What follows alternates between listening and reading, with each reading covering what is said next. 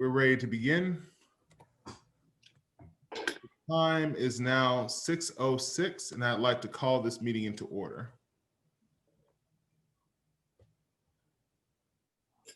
The chair is seeking an adoption of the agenda. I move that we adopt the agenda as written.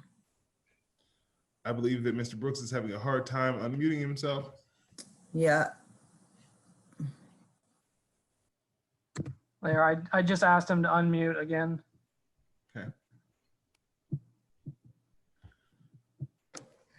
Thank you. Is there a second? Second. Thank you. Is there any discussion?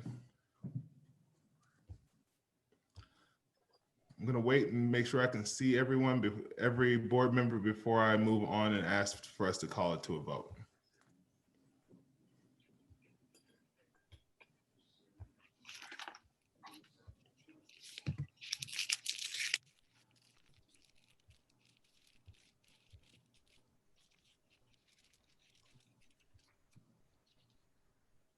All right. If there is no further discussion, I will call it to a vote. Director Brooks, Aye. Director Graves. She's muted.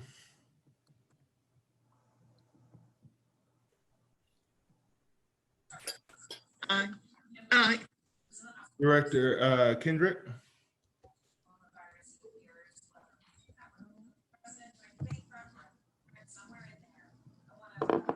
She's also muted. There's a pending request to unmute. Yeah, Fred's upstairs. Aye. Director Townsend.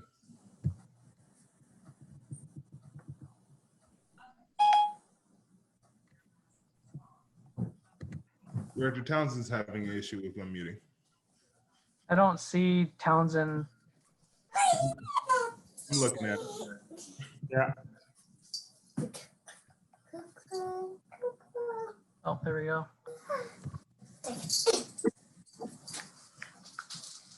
Aye. Aye. Director McGee.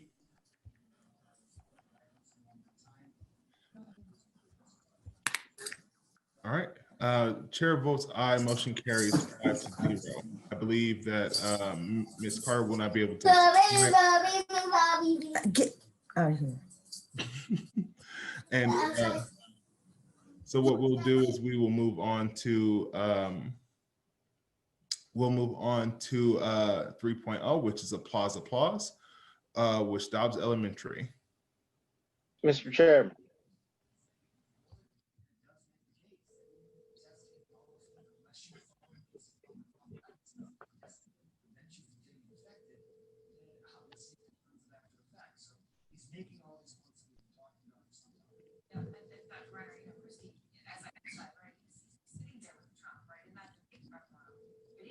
You have reached the voicemail. Now he says this, and this is he says it was just over 2 weeks until election day. And by the way, a lot of time and thought into this. There isn't a single word that wasn't very carefully thought through. Humble, as any person who spends a week in an ICU would be, and angry.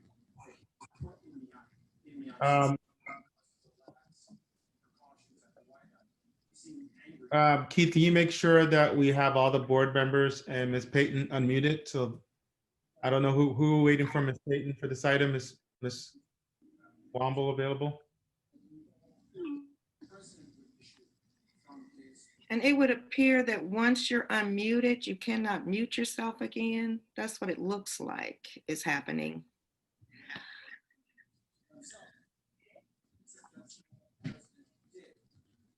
Okay. We do have the Dobbs principal on the call, Principal LaToya Reagan. Okay. If we could have Ms. Reagan unmuted, she can introduce our scholars, Yasmin Allen and Keshia Marshall. Thank you.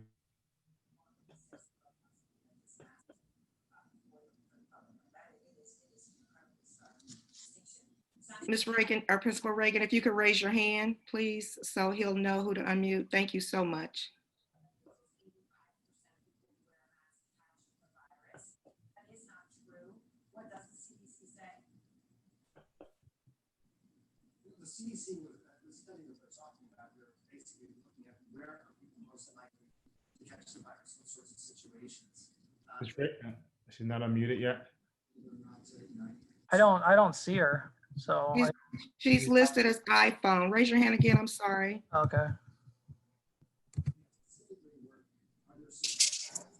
Hello, my background is a little noisy right now. Okay. We have 2 scholars online from our school. We have Keisha Marshall and Yasmin Alan for excellent and outstanding progress in their academics in Miss Allen's first grade classroom.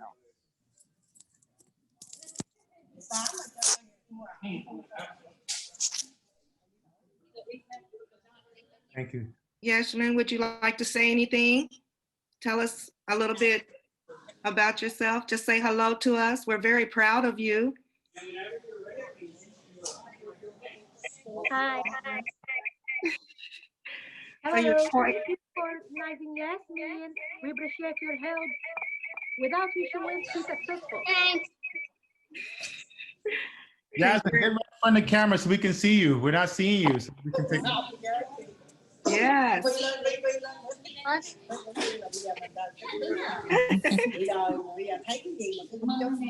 Great work. Congratulations. Keep up the good work. Let's give a hand for Yasmin. Congratulations, Yasmin. Thank you. Thank you.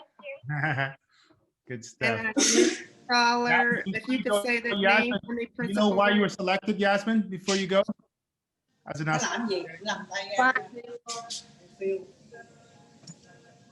No? She scored high. She scored high in the 95th percentile on her iReady test. Wow. Oh. Wow. Impressive. Oh. High five. Congratulations. 97%. Okay. Can we move on to Thank you. Keisha Marshall then? Ms. Marshall. Hi. Hi. Do you know why you were chosen as a scholar and honoree today? No. There's a reason why. Ms. Reagan? Yes, Keisha also scored within the 95th percentile on her iReady testing as well. Congratulations. Can we see that smile? There it is. Thank you. Thank you. Is your mom or dad there for us to say hello to? Yeah. Great job, parents. Keisha and Yasmin, you guys, you'll be receiving something from the district honoring your achievement. So great job and look forward to that.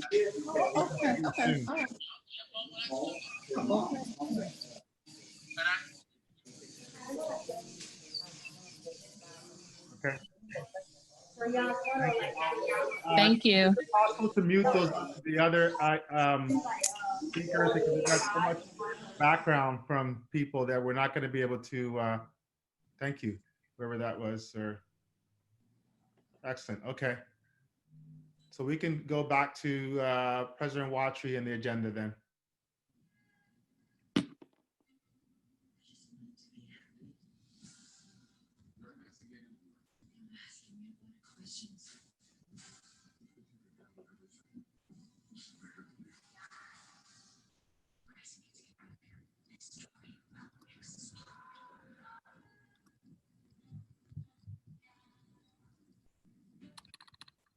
So, just point order for just a second.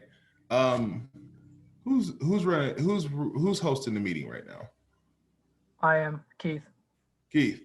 Keith, go ahead and change that option if you can for muting everyone. I'd rather be able to to unmute so that there's not any background noise, but also be able to unmute. And I can understand any aspect of being able to mute all. And what I would ask is that in case I am able to tell you to mute all, that everyone still has access to be able to mute themselves. Is that possible?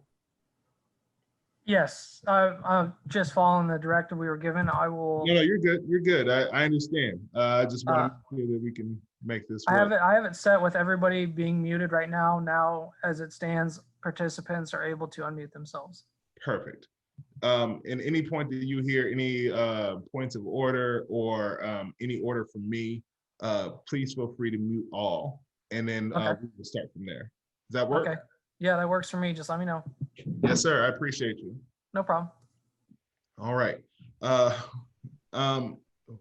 Just because I couldn't say anything, Principal Reagan, as well as Keisha, and who was able to be able to present it, I want to say thank you. I'm sorry I wasn't able to say much earlier. I know it's kind of choppy, but great job. Great job. Yasmin and Keisha, I just want to make sure that that from the board, we're able to tell you great job on what you've accomplished, okay? All right, so with that being said, we're gonna move on to 4.0, which is audience comments. Now, I would ask that the public comments is open to the community with a 2-minute limit. This agenda item will not exceed 20 minutes. Do we have any public comments?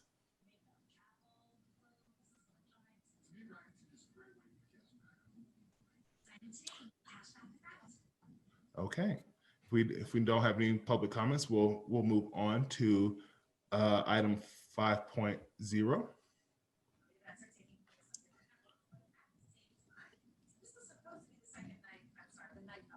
Which is our ready to learn update. Mr. Obing, please take it away. Thank you so much. Appreciate that. And sorry for the audience for the technical difficulties. We're trying to get it synchronized so we can only have the speakers up at once. So, but we'll continue to work with that. Wanted to give you, as promised last month, we said we would give you a return to learn update at each board meeting. And so we're prepared to share that information with you today. Now, if you've been watching the news, you notice that there's been a spike in COVID cases across the nation. I think there were 39 states that have spiked up, and even across the world, there seems to be the second wave that's coming. So we've been watching this very carefully. It's unfortunate because previously, we were starting to see some decrease in numbers in Missouri, but particularly in our community, there's been hot spots. I'll just share with you, you'll be getting some updates on that, but there's a new platform that's been set up for school districts through public health, and we were able to have access to that. And you'll see in the updates that there are 128 school-age students that live in the Hickman Mills School District area that contracted COVID since March, and 13 of those were within the last 2 weeks. We've also had just on the weekend contractions from our staff that work in our buildings as well too in just recent weeks. So that's kind of prevented us from moving to where we want to go. But as you can see, that would have had a significant impact in our regular day school had we been in session. These are community spreads, so they're happening in communities. So whatever you do within the buildings, it still depends on everyone still following the proper health hygiene in terms of wearing masks, washing your hands, and keeping physically distanced. So tonight the update will be a little briefer than the last month because we did go over the whole comprehensive piece. So we'll try to make them short and decisive. You'll get some health status updates. We'll go through where the status of the COVID-19 is in the county as well as within the Hickman boundaries. We're going to give you some updates on instructional highlights. So what's happening during our return to learn right now in terms of in red. And then we wanted to focus a little bit on EL and special ed. As you know, we've started to have a plan to actually bring them in targeted groups to bring in to give them additional supports. And then sharing some nutrition services because there's some information you need to be aware of and other supports that we're providing with our students in and families. And then lastly, we'll look at our website. Hope people can go to our website to get the most up-to-date information. And as you know, as we move towards moving to yellow, a lot of information will be stored on our website for people to preview and see. Okay, so let me pass it over. I believe you go to the next slide there, Ms. Payton. Just scroll up, yeah. Pass it over to Dr. Skinner to talk about the updates. Oh, you've done such a great job. I will share with everybody, if you look, this is really the same format that we had last month. So I wanted to kind of quote update. The one addition is at the top. At the right, you'll see that little chart that says COVID, and that's a date of 10/1 and 10/10. This is what Mr. Obing was referring to. It's a website called Show Me Strong Recovery Plan, and you can look at every state school in the state, and you can see that back on October 1st, we were at 93 students, and as of October 10th, we are at 128 students, and you see it broken down by age. So any students that are 5 through 19 are listed on this platform. And right underneath that, you can actually look at the zip codes. Again, we have 3 zip codes that are prominent in our district: 64134, 64137, 64138. You'll see the numbers from last board meeting, and you'll see a slash, and you'll see the new numbers, and you'll see an increase to the right. So in those 3 zip codes since last board meeting, we've had 196 new cases in those zip codes. And I do realize that some of those zip codes may, extend a little bit beyond our boundaries. And then you'll see Eastern Jackson County, you'll see that trend line going up, and it's continuing to going up. It's not plateauing. And at the bottom, you'll see kind of a little jagged line with Kansas City. And of course, we go within Kansas City, we lie within those boundaries. Kansas City's a little over 13,500 cases right now, and Eastern Jackson County is over 9,000. So that's kind of where we border. And all of this kind of looks at that bottom right, talks about, even though we've had trend has been decreasing a little bit, we're still at a 13.22. So we are still currently in a red status. That gets updated basically every 13 days. And again, you've heard some of the data. Unfortunately, I think it'll probably stay like that for next status as well. The next slide. So as we start looking through this, I do want to kind of point out, this was shared by our nurses. They all have this chart in their offices. They look at this, and you can see that, on the far left, you'll see symptoms of COVID, and you'll see fever, cough, sore throat, shortness of breath, fatigue, diarrhea, vomiting, runny nose, body muscle aches, and across the top, you'll see strep throat, common cold, flu, asthma, seasonal allergies, and there are check marks in each one of the boxes that, again, have symptoms that are similar to COVID. And, again, at this time of the season, we've started the fall, the weather's starting to change. This is really where it comes in handy to have professional nurses such as we do. They use the professional judgment every day to judge and say, okay, do you have 1 or 2 symptoms, for our staff at the moment? And if we were to come back in yellow, this would, to be honest, be a judgment for the nurses as well, as if we were having to send somebody home with these type of symptoms, if they're, quote, enough related to COVID. So again, I just don't know if some of you have actually put this in perspective to look and say, okay, there are so many factors that, again, somebody may have that could be COVID related, but they could totally not be COVID related. So I just wanted to share this slide with you for that, I guess, impact, if you will.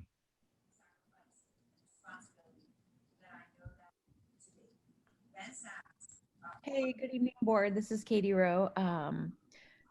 If you can hear it in my voice, don't go back to that last slide and start diagnosing me. I just woke up with an allergy fit today, and my eyes are watering and my nose is runny, but other than that, I'm all good. No other symptoms. Ms. Franklin and I wanted to share with you a few of the instructional highlights of what's occurring in our distance learning classrooms right now. You'll see on this slide that we do have our annual parent-teacher conferences coming up October the 28th and 29th. These will be conducted via Zoom, and teachers will be reaching out to parents to schedule those conferences. We just wrapped up iReady testing. We weren't quite sure how that was going to go while students were at home. Maybe a little bit lower participation than what we normally would have while we're in, as opposed to when we're in a school setting. But our next steps are to evaluate the data, look and see where our students are, and then we use that to plan instructional decisions. And so we'll be sharing that with our principals, and teachers are currently looking at it in order to plan accordingly for student lessons on the Zoom. Our daily schedule remains the same, so much different than how we did things in the spring. It's not emergency learning. Teachers are on the Zoom with students teaching. They have specific hours that they're doing whole group and small group and even individualized for our learners who are struggling. Grade levels meet in their PLC meetings, so in their professional learning communities, to think about some strategies that they can continue to use to engage kids. That does, continue to be an area that we want to work on, is making sure that, kids can't spend 6 or 8 hours on the Zoom every day and stay engaged, right? So what are the strategies that teachers can use to differentiate? Again, we are monitoring participation. Dr. Skinner and the student services team members have been really, really helpful in reaching out to the students who are struggling to participate and find out why and how we can support them. Dr. Smith and her technology staff continue to be at the admin building 5 days a week, distributing hotspots and getting devices to new students. We had almost 100 students enroll last week and over 100 the week before. So they continue to be busy getting devices out to ensure that students have access. And then finally, we just wanted to share that we have continued with several of our partnerships to give ongoing PD to teachers. So just because we're remote doesn't mean that, our ongoing learning for adults doesn't pause. And so we've been working on literacy, what does writing instruction look like, and then continuing with our math benchmarking. So those are just a few of the highlights from the C&I department, and I'll turn it back over to Dr. Skinner for the next slide to talk specifically about ELL and special education. All right. This is, again, a continuation of last month. I introduced this saying that we were going to go ahead and bring in some of our students for extra support. And we're bringing in our newcomers, and we're also going to bring in some MAP A and life skills students. So just kind of starting with the EL students, we are testing them as needed be, as well as our special ed evaluations. All our testing right now is being conducted at Irvin. The instruction part of the EL and also the instruction part of the MAP A and life skills will be at Ingalls and Ruskin. We started bringing in our EL students on October 5th. We have 26 students that have been coming on Monday and Tuesday for the last 2 weeks. They have 18 at the elementary level, 8 at the secondary level. And so we're very excited about it. It's been going very smoothly. The nurses have been going in every day, checking temperatures. They're getting fed breakfast and lunch. So it's really been a great experience so far. With the MAP A and life skills, the MAP A window opened on September 14th, but there was some delay from the state level in the training. So they had their first training yesterday. They'll have a follow-up training on the 21st. And so we will be bringing in the students on the 26th. We're going to be inviting 77 students to come, approximately 34 elementary, 43 secondary.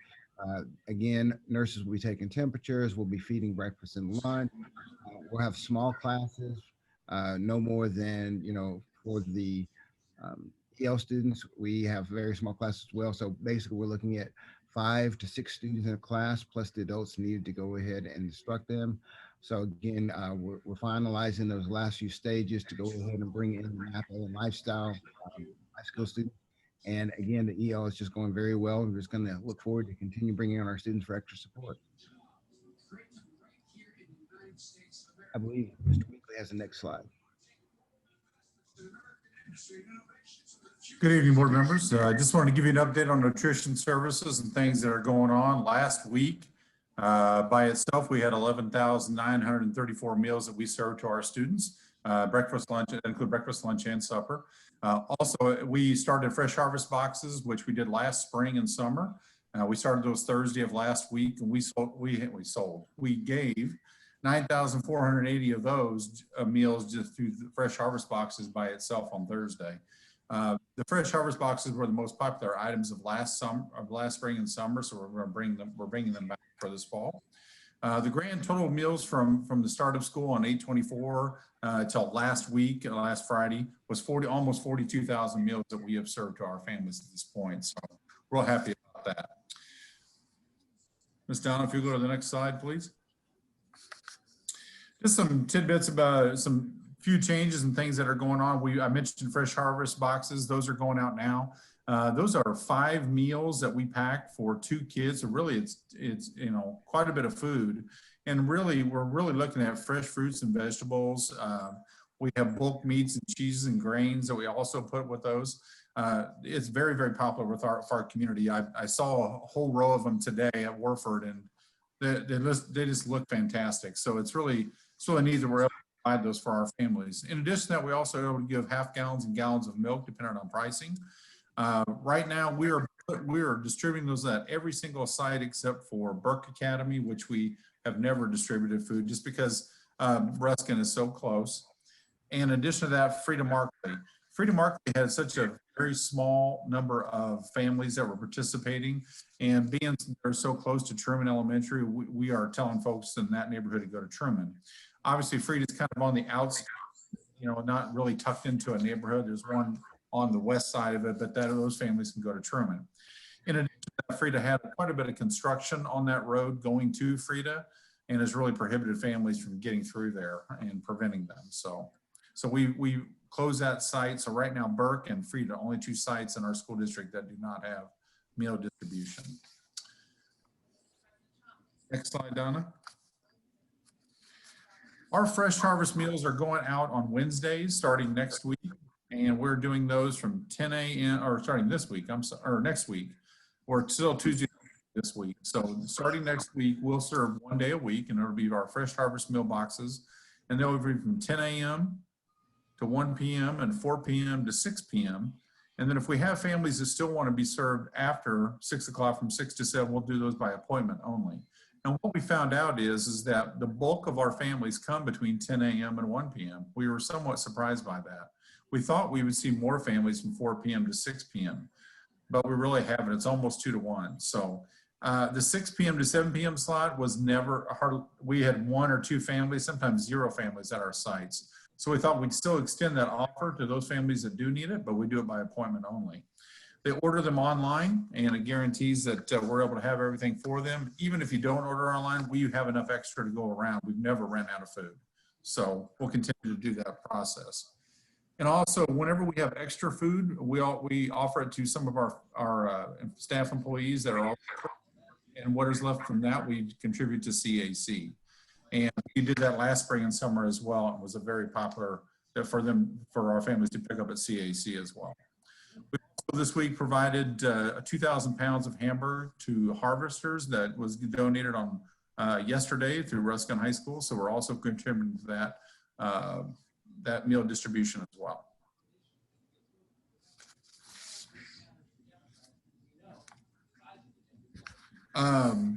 We have to purchase the produce boxes now. They are not free to us, so we try to eliminate the much waste as we can. So that's why the ordering is so important. We don't want to, this is certainly not a time we need to be financially viable with our nutrition services program since we're not in school full time. Thank you. Next slide. Next slide is mine again. We're talking about the supports we're offering to our families. Again, during this time can be very troubling. And so we are looking at the social emotional welfare of our students and our staff. And so we are continuing with Trauma Smart. Again, this is a program that we've had now for a couple of years, and we've had it from pre-K to 6th grade. Last year, we planned on the transition to secondary, and we've started our transition. And so we've had 1 training already. We have another training scheduled next week for our secondary and district level. Attendance teams, engagement teams, Ms. Rowe talked a little bit about this already. We have members that reach out to students when they see that they might need something, whether it's because they're not being checked in on a daily basis, that they're not logging in, or maybe they've sent an email to somebody saying they need assistance or some help, or again, because we have seen that an increase where we will get emails even in the evening, to counselors, principals, from students or parents saying, could you assist with this? Could you assist with that? And so again, we have people that are working at all hours to support our families. And again, the PPE, equipment, just again, we're constantly making sure that we keep that in stock. The bottom one is a new one that I added, BAM and WOW. I know some of you were able to join us when we announced the BAM and WOW program a little bit back when Mayor Lucas came and talked about it, Mr. Bing, Mr. Watry. It's really excited. BAM is becoming a man and WOW is working on womanhood. And again, this is to help our students with their social emotional learning as well.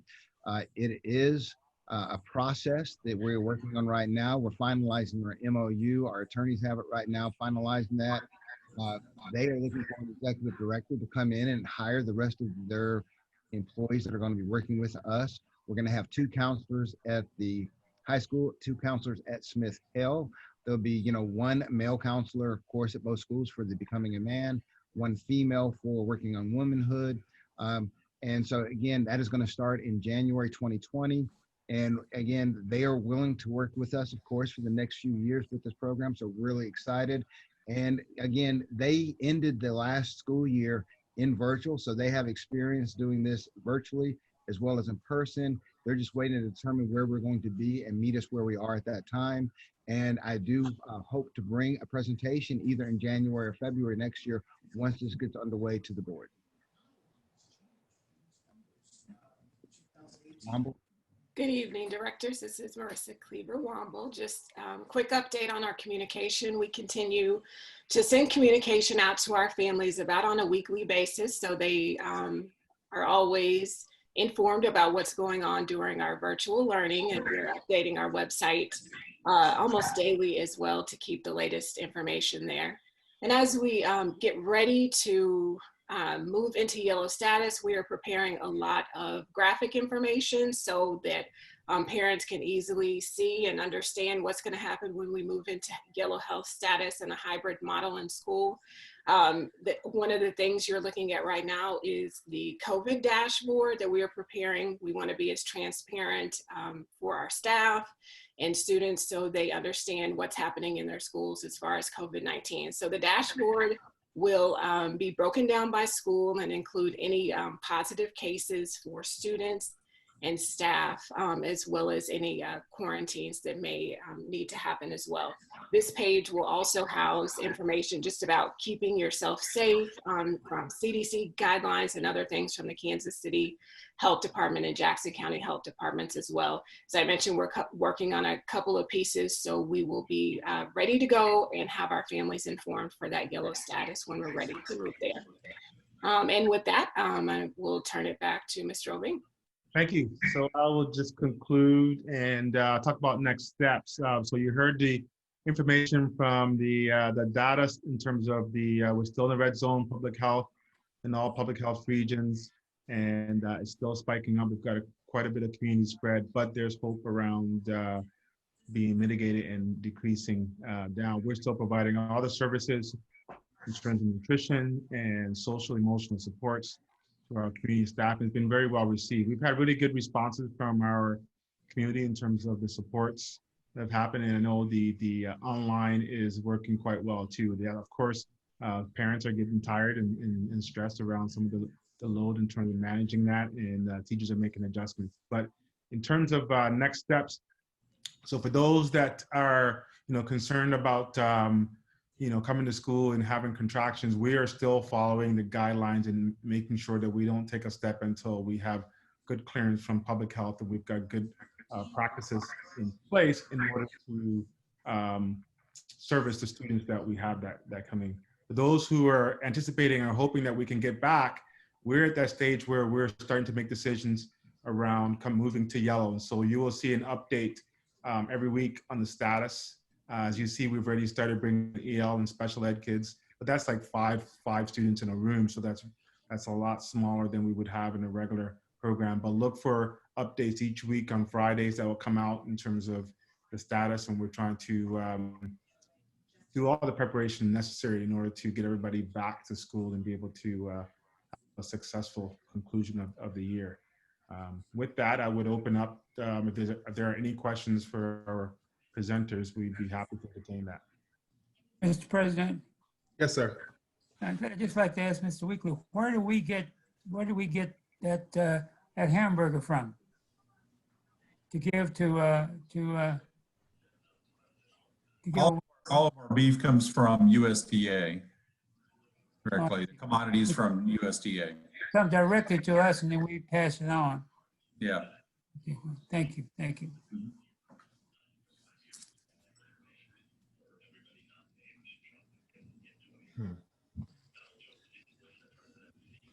When will we, I have a question. When will we, I know that you guys are evaluating your iReady testing.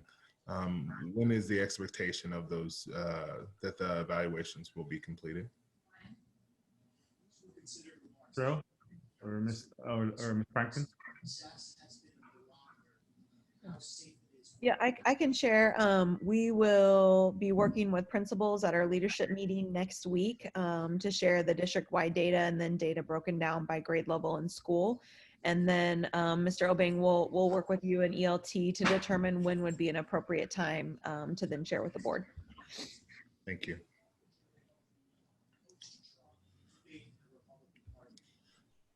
Do any other board members have any questions? Well, then I would like to thank Mr. Obeng as well as the LT staff for presenting this to us and giving the public pretty much a clear view of where we are and keeping them informed in regards to COVID and us opening our schools. I appreciate that. I believe 5.2, which is the bond update. Yes, board members, this is Dan Weekly, and I'm here to introduce, before I introduce Justin Durham from Hollis & Miller and Marquise Kenyon from Universal Construction, I'd like to say that this is something we're going to bring to you every month. Starting this month, every month we'll report to you, kind of give you a bond update from Hollis & Miller, Universal, and myself, just to make sure you're up to date on everything that's happening up to this point. I will tell you, as he goes through the slides, Justin, I want you to save the Ruskin High School football field for me, if you would, please. But Justin's got a PowerPoint, and Donna, if you could bring that up, that'd be great, and we'll have Justin take it from there.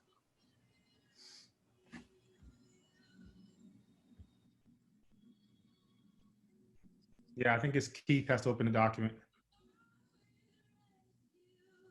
So that's the point, and I have it open, but apparently you guys can't see it. The Hickman Mills bond update for October 2020. Yep, that's the one. Yep. And you guys aren't able to see that? No. Give me 1 second. Might have to reshare it or something.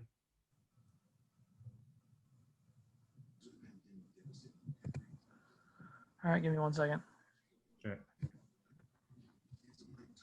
While he's doing that, in terms of the bond update, so Mr. Weekly will be coming each month to share that information. And one of the things we're trying to do is as much work as we can while we have students outside the building and prepare for the summer as well too. So we're trying to expedite as best as possible. Are you now able to see? Yep, you're good. Yes.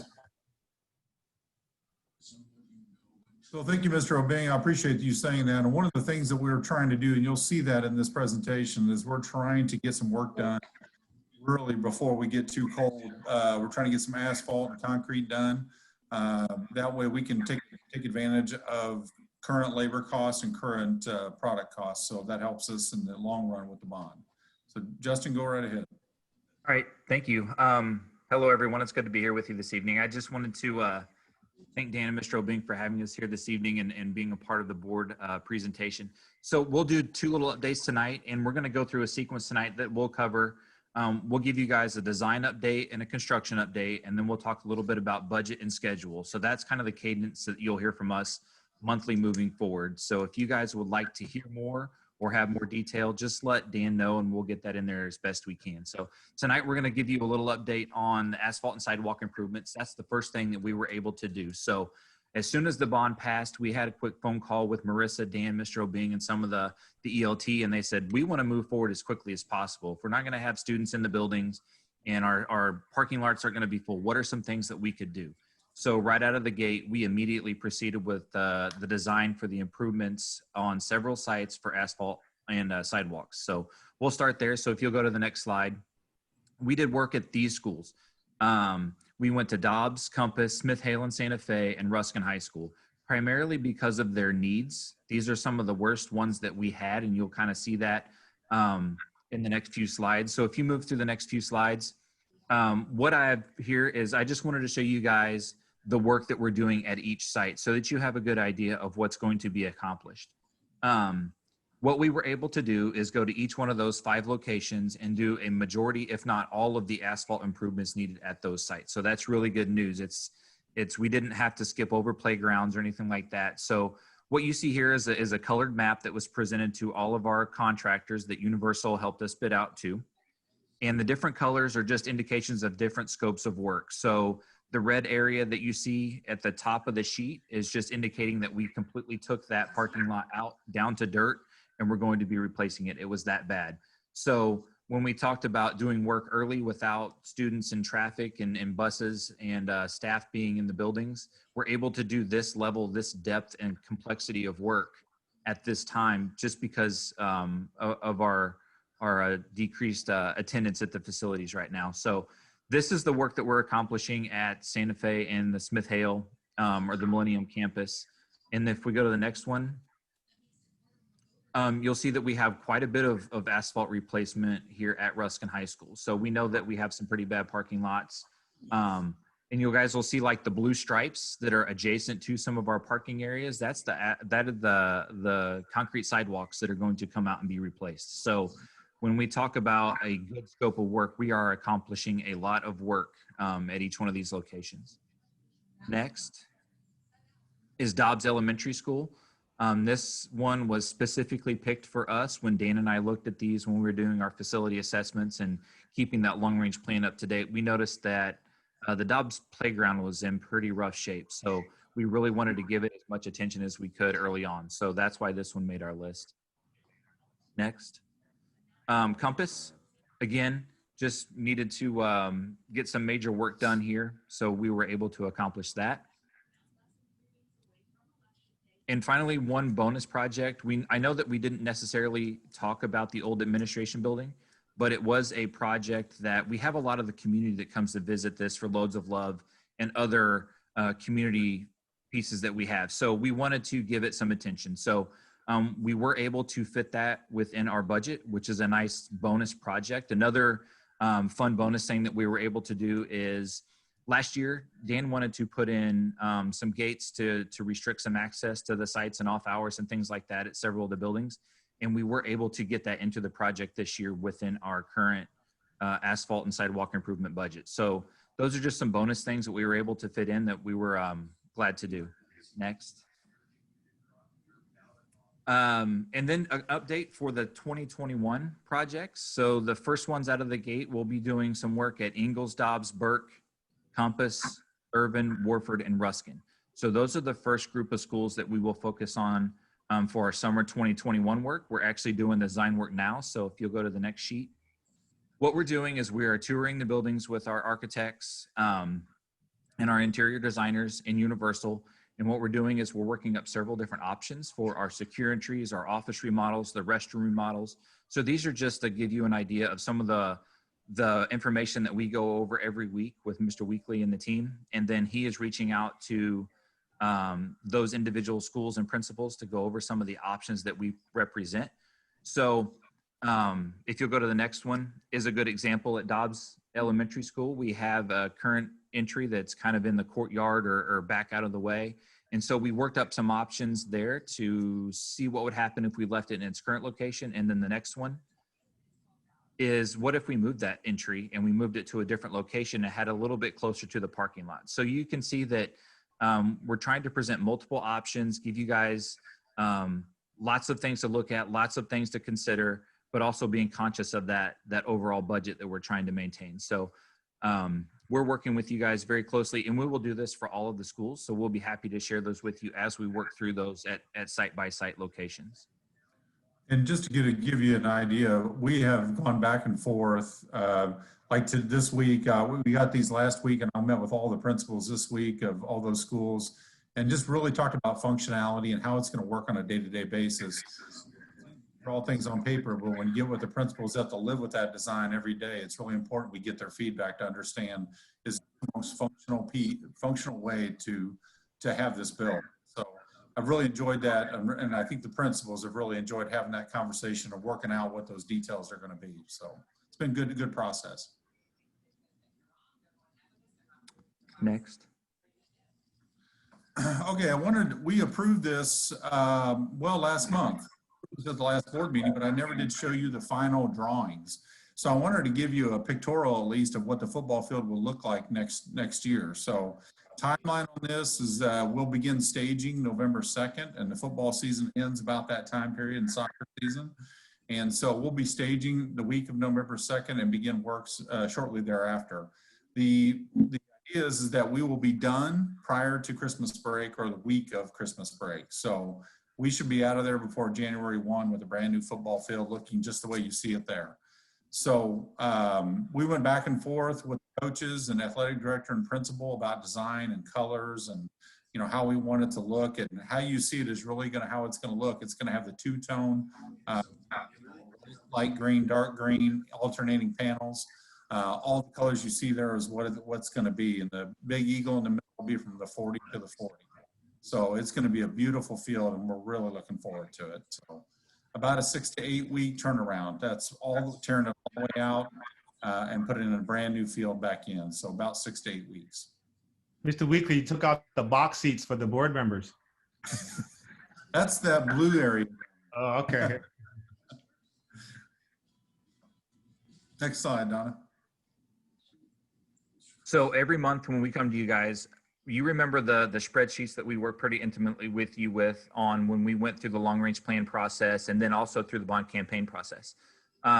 So what we will do every month is we will get with you and show you and give you an idea of where we are at with budget.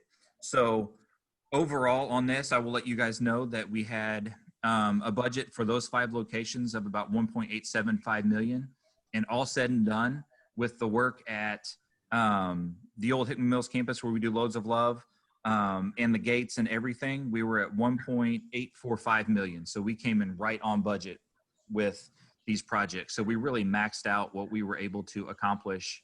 And that was with a good back and forth. I think there's a good story to tell is we came in a little bit high on our estimates. So we worked with Universal and we went through a process of working with our contractors and not necessarily reducing the scope, but maybe changing the way we did a few things to save us time, and time does equal money.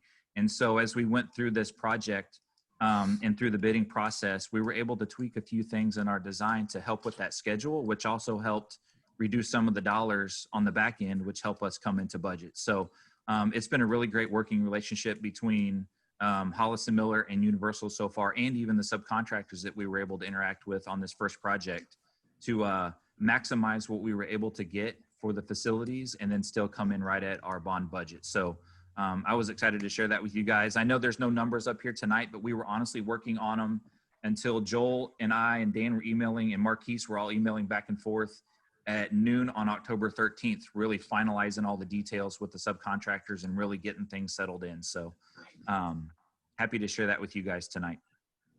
Mr. President. Next. Yes, sir. Just, I don't know where Justin is in our relationship with this.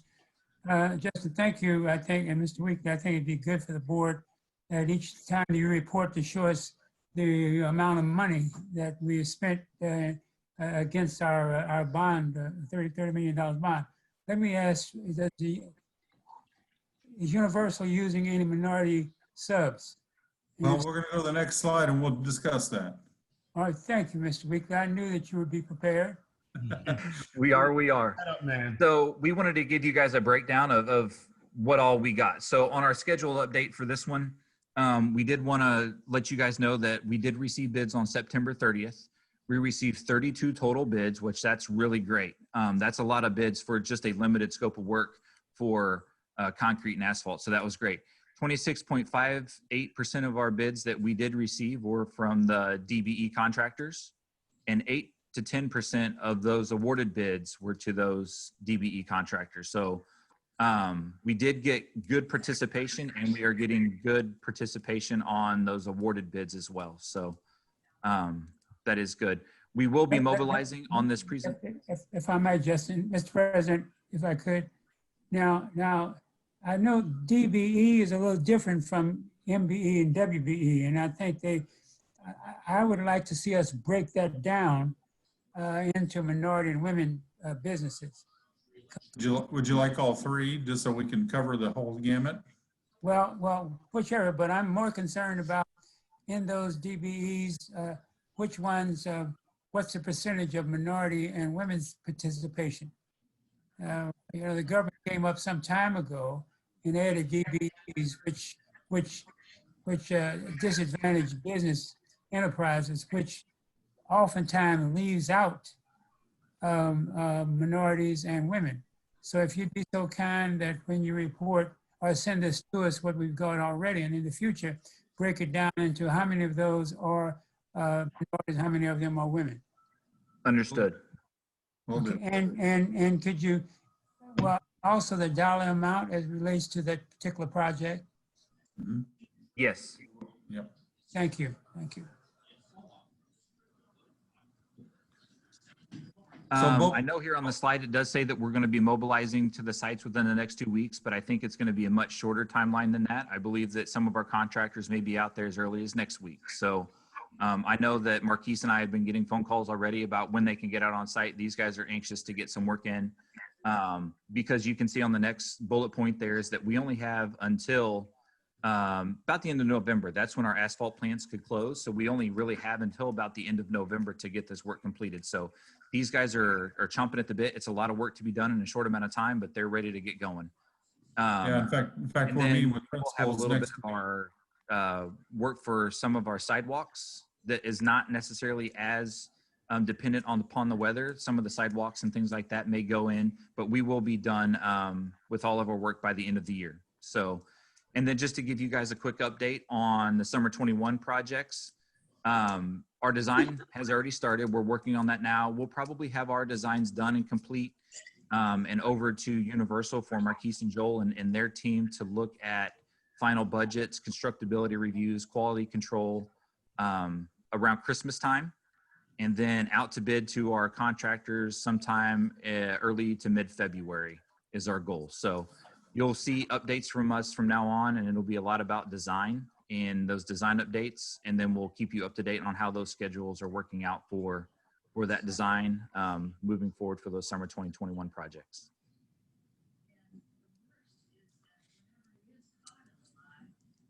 And that's all I had. If you guys have any more questions for Marquise or I, we are here to answer anything that you guys may have.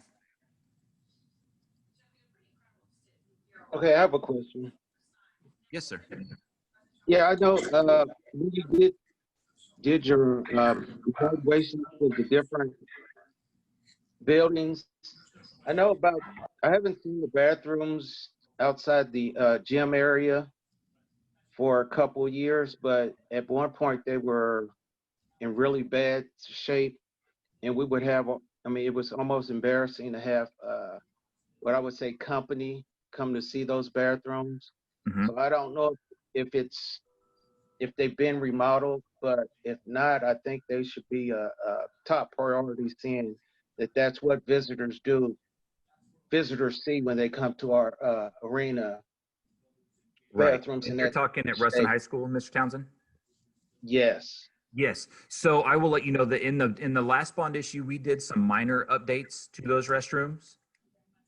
But we know that we didn't have the funds, the allocated funds on the last bond issue to really do that job like you would like it, like you're talking about.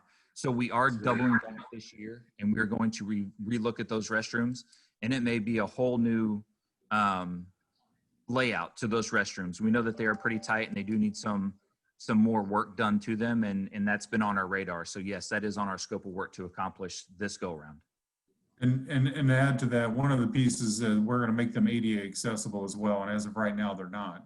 And so when redoing those bathrooms, our goal is to every time we redo a bathroom, we're going to make sure that every one of them is ADA accessible. Mm-hmm. Yep. Our goal is to have that main entryway, that arced corridor, those restrooms, that lobby area, and the gymnasium in tip-top shape when we leave. Okay, thank you. Yes, sir. Does any other board members have any other clarifications or questions?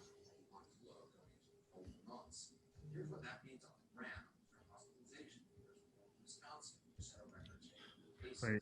Mr. Washi, before you conclude, doesn't hear that any board members have anything to say. I want to have an opportunity just to thank Justin, and also I'd like to have Marquise, part of the team, just jump on and say hello. And if he wants to say anything about his collaboration as part of our team, that'd be great to see that face. So when you see him down the road, you know who we're talking to.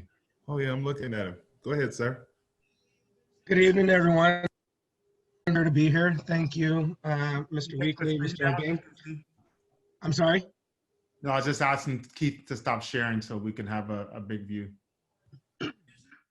Okay. Universal is excited. As you know, we've been in your community for a while, and we like being a part of the community.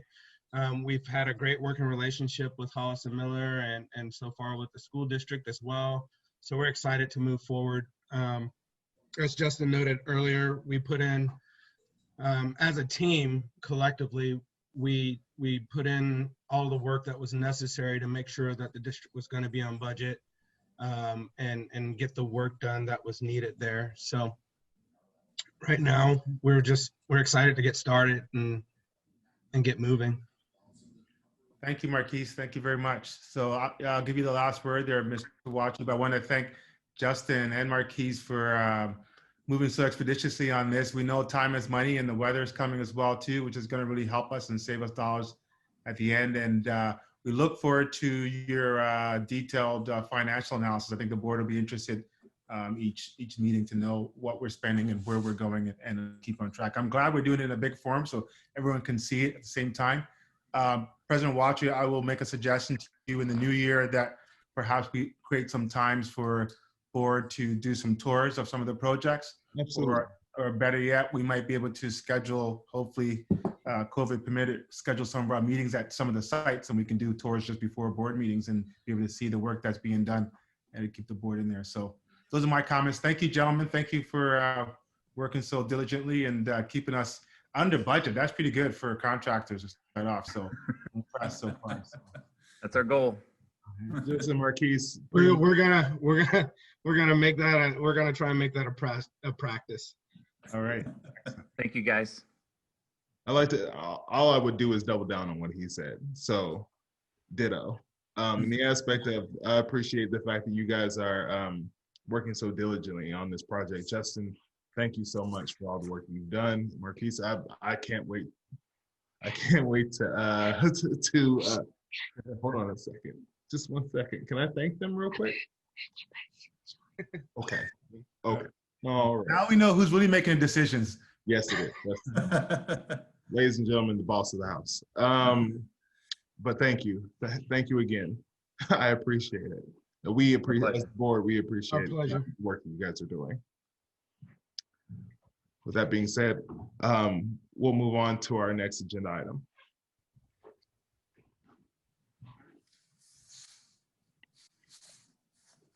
So our next agenda item is, I believe we're at 6.0, which is the requested action, board action on the approval of these consent items. Has the board been able to review the consent items presented? Great. The chair is seeking a motion to approve these consent items, and I would also say that one of the consent items is also our minutes. So if everyone has been able to review those, then the board is the chair is seeking a motion for the approval of these consent items. I move that we approve the consent items listed in 6.0. Is that what it is? Yes, sir. Yes. Is there a second? Second. It's been moved and seconded. Is there any further discussion? If there is no further discussion, we'll call it to a vote. Director Graves? Aye. Director Townsend? Aye. Vice President Kendrick? Aye. Mr. Brooks? Aye. And Director McGee? Aye. Chair votes aye. Motion carries 6-0.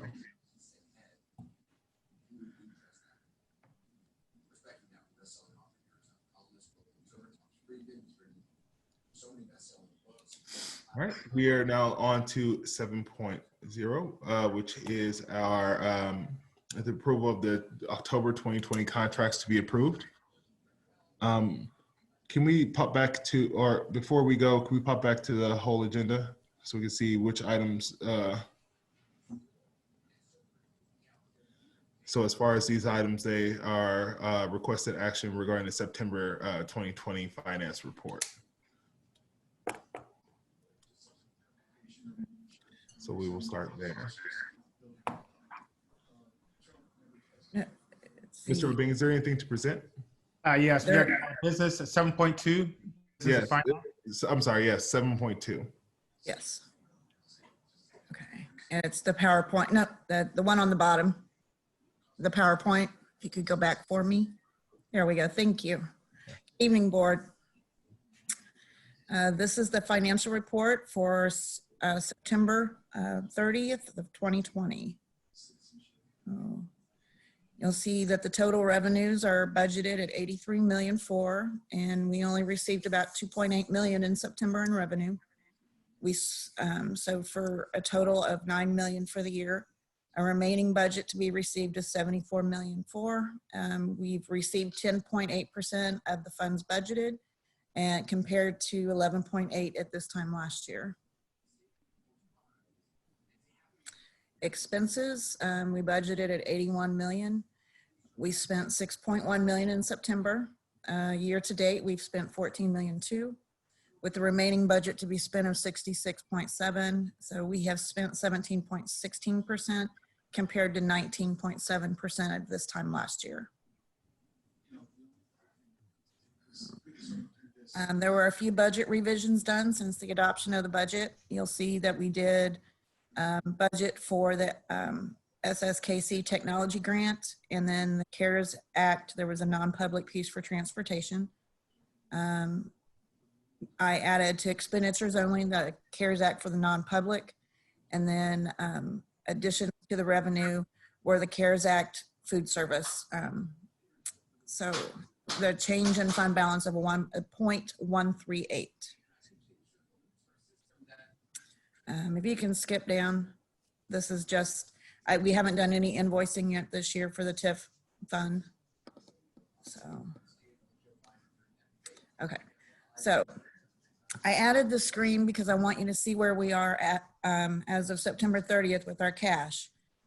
So you'll see at the end of the first column, we're sitting at $6.3 million in the bank for our general fund. The 3.7 million is for our debt service, so we can't use that to pay the bills. So we have a total of 10 million, but to pay bills, we were sitting at 6.3 million at the end of September. And if you remember back on the expense page, we spent about $6 million in September. And I'm saying all that to say that next month, I'm going to be bringing a tax anticipation note for your approval, because our state funding is only being funded at 74% right now. And because of the clawback from Jackson County, we have not been receiving any Jackson County funds. So I just want you to be prepared that in November, I will be bringing forward for your approval a tax anticipation note. Okay, next screen. So this is the fund balance as of the end of September. We're setting it at 16.3%. I changed this format. When speaking with Mr. Obing, he wanted me to just do a 2-year projection instead of a 3. So that's why you're seeing only get 3 columns here. So the projected for 2021 is a 15.5 and a projection of 22-23 is sitting at a 14%.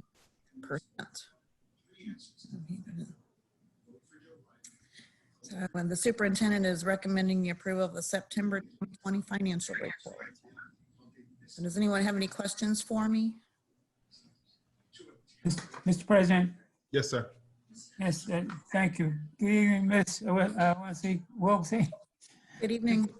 Thank you. A couple of questions. The amount received for September is how much difference, if you can tell me, kind of off the top of your head, I doubt if you have the figures there, than last year this time? I don't have it right in front of me. I can get that for you, but it was probably closer to 4.5 million. September and October are usually pretty low in revenue because the tax revenue has really dropped off. So, but it's still, we probably are down about 2 million in September.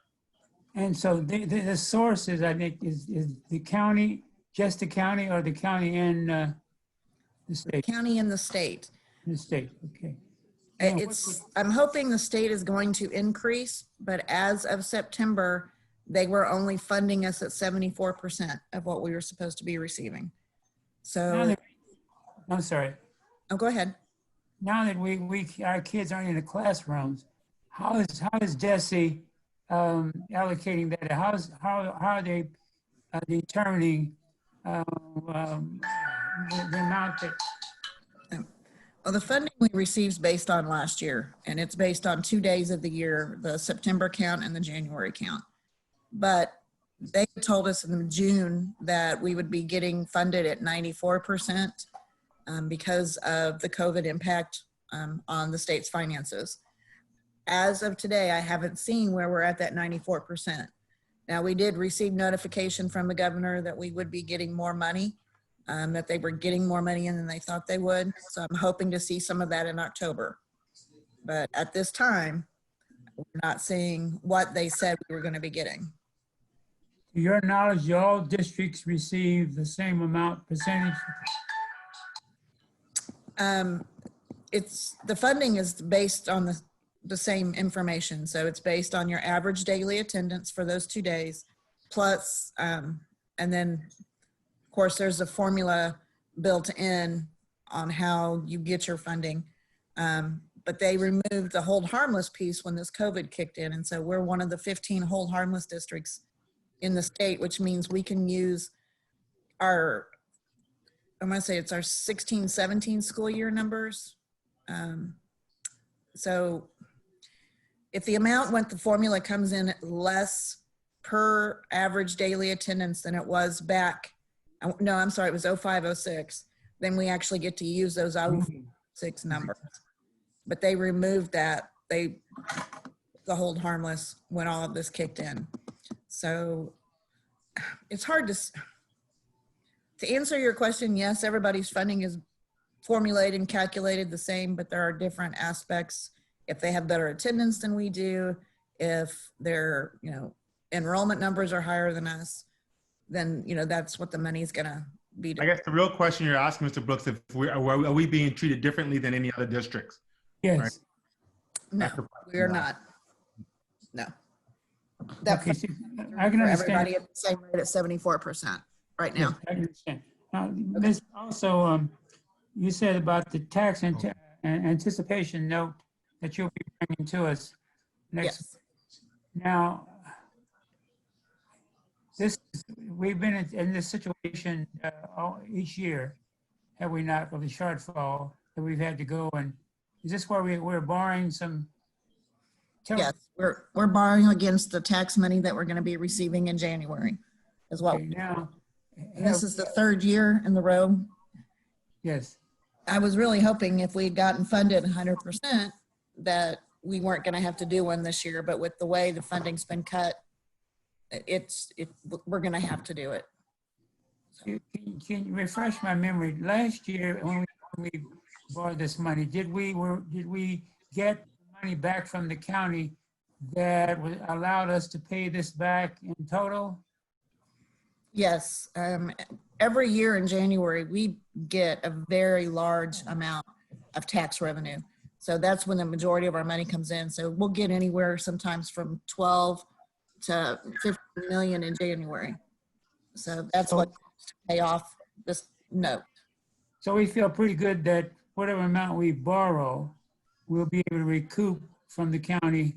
So we won't have to go into our other sources, general fund to. Yes. Okay, thank you. Ms. Wiltsey, just to say it a different way, just to clarify for you. So it's almost like someone borrowing from their paycheck that they know they're gonna get, Correct. right? So, okay. And Yeah, then, but you hope that your employer doesn't come up with this. that's right. They owes you. All of a sudden, yeah, you lose that job before payday, then you're in trouble, right? Thank you. Right. Mhm. Okay, thank you, Ms. Wiltsey. Thank you. Thank you. Is there any other questions from any of the board members? All right. I believe we are then moving on to item. Do you need a vote on that recommendation? Yes. Yeah, sorry. The board is then, the chair is seeking a motion. I so move, Mr. President, that we accept the financial report as submitted.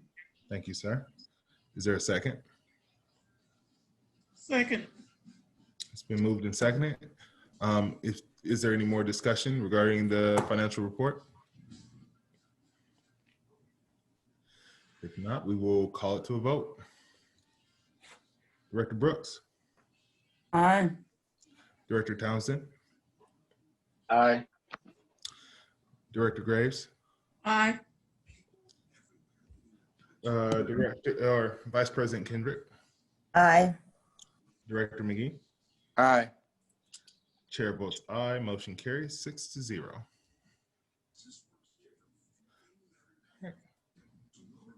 Looking at 7.3. All right, that's me. So good evening, Board of Directors. Tonight I'm introducing Brandon Scott from Enterprise Rent-A-Car. He's with the Fleet Division. Wanted to go over our issue is that 80% of our vehicle fleet is over 10 years old. And on average, the average age of our fleet is 15 years old. So we have 27 vehicles in our fleet between buildings and grounds, maintenance, the IT department, and food service, and security. So of those 27 vehicles, the average age is about 15 years old. And so we really have a very, very old fleet of vehicles. Now to replace those vehicles, is very, very expensive. Most of our vehicles are commercial. Obviously, most and all are commercial driven. So we have F-250s. Ms. Week, I don't mean to interrupt, but I know someone unmuted and I don't think they meant to. Carla, you might mute. All right, there you go. Please continue. Sure. So to replace these vehicles is going to be very expensive. If we even tried to address 4 of those vehicles, we would spend somewhere between $140,000 to $160,000 just to replace 4. Due to the fact that we have to have heavy duty suspension, 4-wheel drive, we have to have the bigger engines, and obviously we have, we have to push snow, so we have to have the apparatus that holds the blades.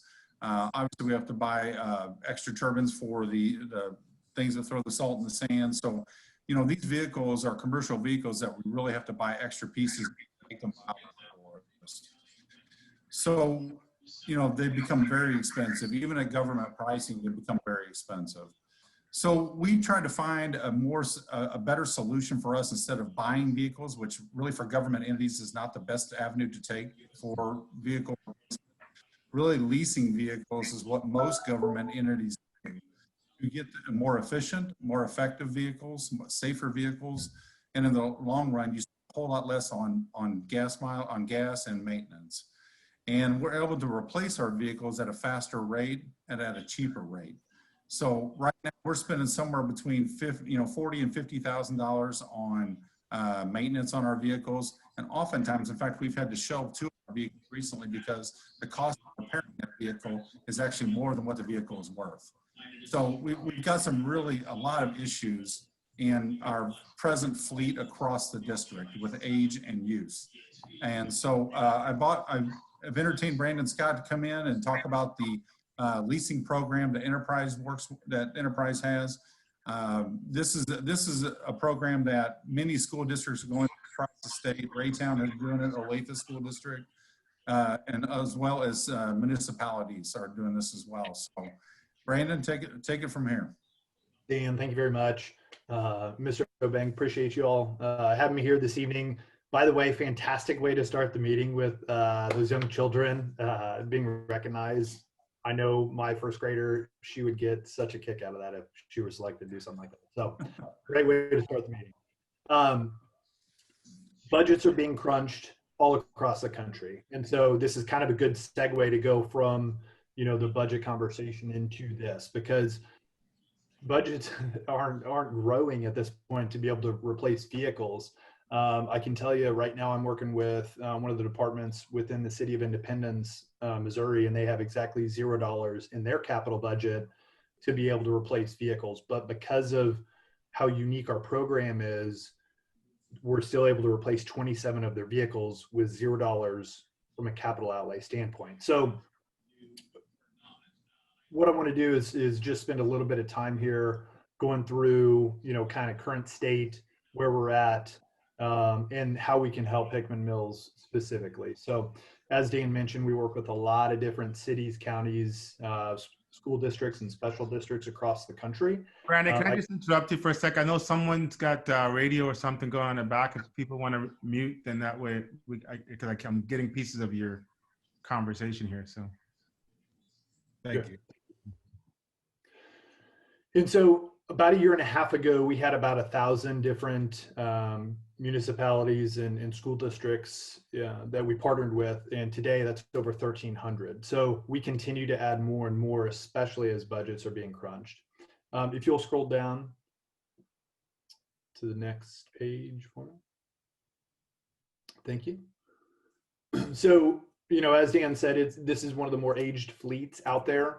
And you just don't have the cash to be able to go out and replace, a small portion of your fleet to keep it plowing the roads, to keep them maintaining the schools and going from site to site. And so most people, when they hear the word lease, they cringe a little bit. And it's like, most people's opinion of vehicle leasing isn't very favorable. I can tell you that our program is very different. So unlike your traditional dealership lease where you've got your payments, you turn it in, you get nickel and dime for dents, dings, scratches, you've got to keep it for the full term, you've got to keep it under a certain mileage. We don't have any of those restrictions with our program. And I think the biggest benefit is it's kind of like an income tax refund check, is that you're going to be building equity through your monthly payments that we actually give back to the school district at the end of every lease. And so because we have over 500,000 vehicles in our fleet management program across the country, we have the ability to forecast resale values moving forward and to identify, hey, what's this vehicle going to be worth, in 4 years with 40,000 miles as an example. So we have the ability to forecast and build in equity and build in a lot of the flexibility that really helps our government entities. So, really what we're trying to do is we're trying to take a smaller amount of cash outlay and be able to replace a larger chunk of your fleet, which is ultimately what's going to happen with Hickman Mills School District vehicles. Is you're going to have catastrophic mechanical failures at some point, whether you blow an engine or it needs a transmission or whatever it may be. And you're either going to have a multiple $1,000 repair, or you're going to have to go out and buy a new one. And to Dan's point, it's going to cost an exorbitant amount of money in order to do that. So if you'll scroll down to the next page. So kind of talked about the age of the fleet. Yeah, I've got 22 vehicles that are over 10 years old.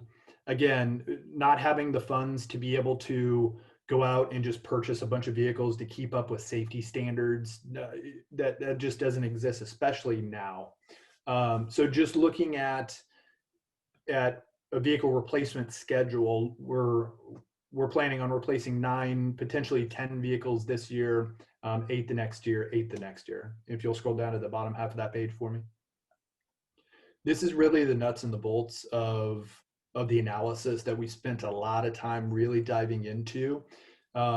With an aged fleet of this age, you're spending a ton of money in maintenance. You're spending a ton of money in fuel.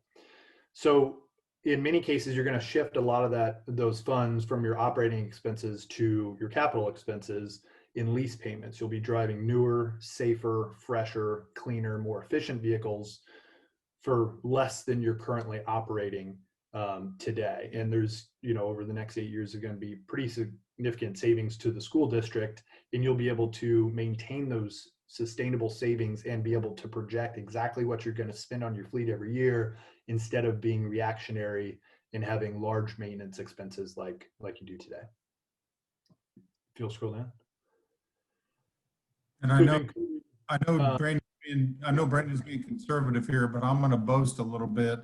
With the program he's currently introducing, we're going to have an 82% decrease in maintenance cost, and that is a huge portion of our budget right now. In addition to that, it's going to be almost 40% reduction in gas. And so those two things alone are going to be an unbelievable change to our budget, just on those two things alone. So, and their resale value back is almost 113% over Blue Book value. And I want him to kind of talk about that. You need to brag about that a little bit too, Brandon, because once we get on this program, we're able to sell those vehicles back and actually make money on those and apply those to our lease payments, because the type of vehicle we buy and the kind of equipment we buy are things that are in demand in the public.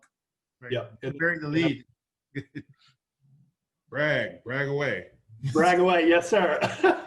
So we have a network of 19,000 different buyers, dealerships, franchise, non-franchise, your local ABC automotive that's buying vehicles from us across the country. So what's unique about our program is nobody buys vehicles better than Uncle Sam.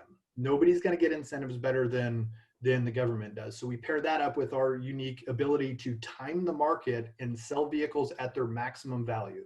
As an example, we're looking at five F-250 pickup trucks, 4x4 trucks, V8 engine, exactly what you need. And we're doing this for the city of Raymore. I'm doing this for Smithville School District. We're doing this for City of Independence. So they're going to be plowing snow. They're going to be equipped exactly how you need them. But we're looking at 5 vehicles that are $40,000 trucks. Using government incentives, you would go out and pay cash, spend about 32 grand per vehicle.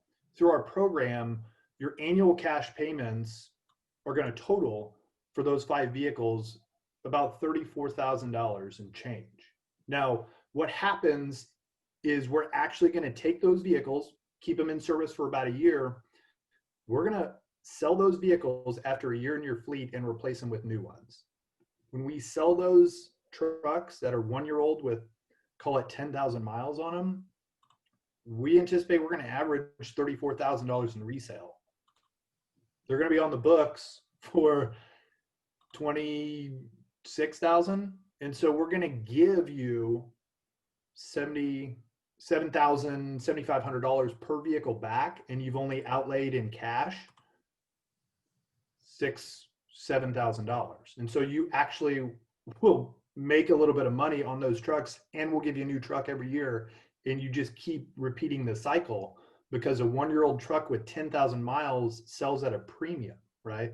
And so we're able to couple the unique buying power of our school districts with our unique selling ability to be able to maximize resale, dramatically lower your maintenance costs, and continue to, help you, with a decreased budget moving forward. So this year alone, we're looking at $60,000 of cash outlay for $58,000 for 9 vehicles, but the equity that we're going to give back to you, we're looking at $37,000, $38,000, $39,000 after a year. So it's really, really a unique program. So yeah, if you'll scroll down, I've got a couple of case studies in there. St. Louis Board of Education, Cahokia Public Schools, a couple that are, somewhat close to us. And then, keep going. So we meet with you a couple times throughout the year to be able to provide you a lot of data, a lot of analysis that we're diving into, analyzing your maintenance spend, analyzing your fuel spend, and looking at different trends in the market. Hey, what are the opportunities? What do new vehicles cost? How does that, affect the resale? And we're constantly projecting moving forward to be able to advise you to continue to lower your costs with us. But we've got tremendous resources behind us. And if you'll just scroll down to the last page, we've got a ton of different partners. As I mentioned, we have, we've gone from 1,000 nationwide to 1,300 nationwide here in about a year and a half. And these are just some of our partnerships. Our office out of Kansas City, we have the western third of Missouri, and then all of Kansas is our territory. So we continue to add new partners, each month. So I have some very close friends in the Raytown School District and the Kansas City, Missouri Public School District, and I spent some time talking to them about the process and the procedure and how this all works. And they both districts just rave about the process and about how effective and efficient it's been and how it's really changed, just the mood of their employees being in good working vehicles. And I can sit here and tell you story after story about some of the strange things that our vehicles are going through. If they turn right, they got to hold the door. If they turn left, the horn honks. I mean, it's just some crazy stuff's going on with our vehicles, and we're holding them together, to be quite honest, with duct tape and wire. And it's just a bad situation. And we really need to get in a place where we have safe, efficient, effective vehicles. And for the price, it's just unbeatable. And it's something we really need for our staff. Mr. President, I have a question, if I might, of the gentleman. About Mr. Wickley first. Of course, and when you lease, insurance is higher in most cases. Is that the case here? Yeah, it's going to be slightly higher. It doesn't make a dramatic difference, but with the savings that we have, it's a pretty nominal increase. But yes, it is a little bit higher. But Mr. Weekly, is this an item that, since it's not a sole source item, is this something that is bid out, or do we just decide without going with Enterprise? Enterprise is part of a national cooperative, and so we utilize them. They're also one of the very few in the state and really in the Midwest that deal with government entities like this. I mean, there are some out there, but they have so much familiarity with public schools. They're probably more geared towards public schools than others. They're a national cooperative. We went with them since they've been vetted out already. Yeah, and if you scroll up to the very first page, what most of our partnerships do, they either piggyback off of TIPS, TAPS, E&I, or in this case, Sourcewell. And so since we won Sourcewell's bid for fleet management services in 2018, and so that contract will go through 2021. And then I'm confident in our abilities again in 2021. So yeah, that's where it listed. In case of accidents where it's our driver's fault, is that who picks it, and therefore our insurance covers that without any copay or any additional pay on our, not copay, but you know what I mean. Deductible. Yes, sir. Deductible. Yes, yes, it's going to be the exact same as your current process. We just get added to your current certificate of insurance, so it would be a similar process as if you went out and hit a deer, today in one of your trucks. And what is the deductible on these? Whatever your current insurance policy covers, that just transfers over to the enterprise vehicles. So nothing changes there from your deductible. What is our deductible now, Mr. Weekly? Shelley, I'm going to ask you. It's 5,000 per incident. Okay, thank you. Which could change with newer vehicles. I'm not sure. I'd have to run that through our insurance broker, but the deductible could change with, having new vehicles. Could change with newer vehicles. I imagine it'd probably be a little higher. Because yeah. Probably a little higher. Yeah. Okay, thank you. Mr. Weekly, did you have a recommendation for the board to deliberate Yeah. over? Yeah, my recommendation is that we approve entering into a contract with Enterprise Rent-A-Car for fleet management services for the next 3 years. If there are no further questions, the board. I'll move to accept the recommendation, but I do have a question in the discussion part of it. Yes, sir. Is there a second for this motion? Second. All right. Mr. Brooks. Yeah, and maybe you've answered this. I got up a couple of times. What's the,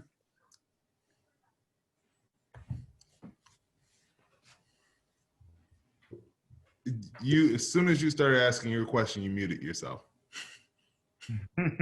I'm sorry, what was the annual cost? And I'm sorry, and I apologize if it was, and I didn't hear it, wasn't paying attention to something. Yes. So we have So that's for that 1 year that we'll have the vehicles, these 9 vehicles, what will it cost us? Yeah, so for the 9, it should cost $58,345 in cash outlay. So when we turn this car back in after the first year, and then you came up with some. Yes, sir. At the end of the first year, we're able to cycle out the pickup trucks, the half-ton and 3/4-ton pickup trucks.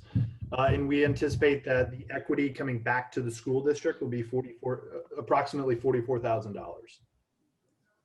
So Is that after sales of those trucks, or you automatically do that rebate back? Yes, sir. Which one? Sale. The sale. I'm sorry? Yeah, after. So. Yeah.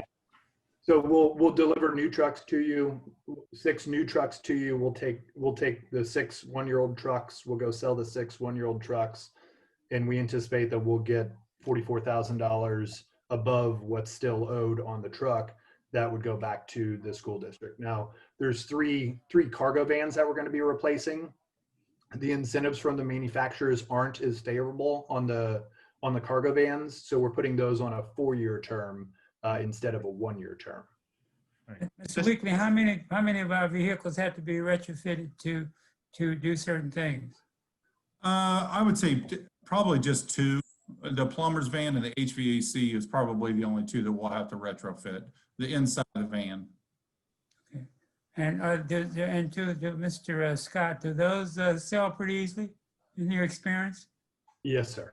Yeah, they popsicles in the middle of the summer. Yes, sir. It is. They sell very quickly, especially nowadays.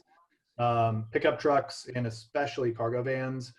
What's happened with COVID is the manufacturers stop building vehicles, and so if you drive by a local dealer's lot, you'll probably see that it's more empty than normal because they stopped building vehicles and they started building personal protective equipment and ventilators, and so vehicles were still being sold through the pandemic and not being replaced or backfilled. And so they are now starting back up again, start up a couple months ago, but they're trying to catch up and production is certainly behind. But so the availability of vehicles is very low right now. We anticipate that to carry forward for about another 6 months and then things to normalize. But even in a normal economy, yeah, I mean, because we've got 19,000 different buyers, we're selling them to dealers who are then selling them to your plumbing, your HVAC, your construction companies, all kinds of different entities.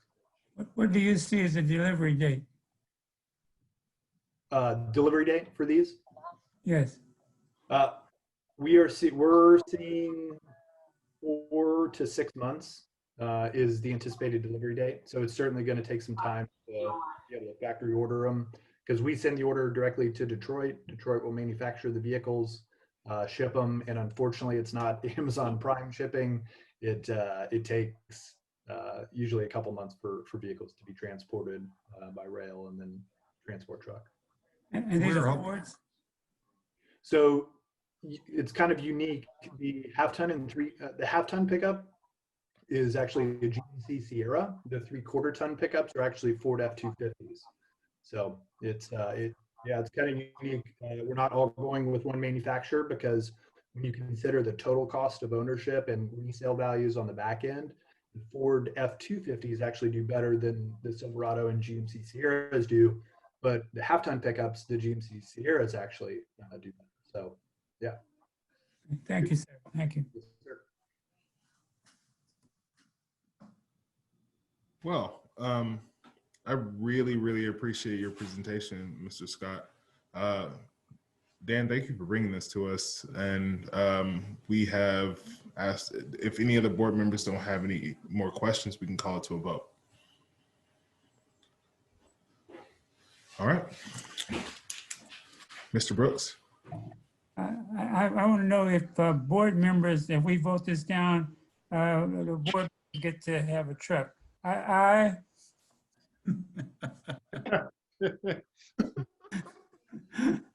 get to pick it out.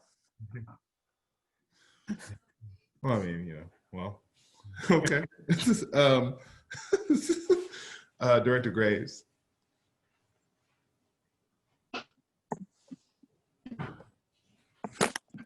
Aye. Director McGee. Director McGee. Aye. Thank you. Director Townsend. Aye. Vice President Kendrick. Aye.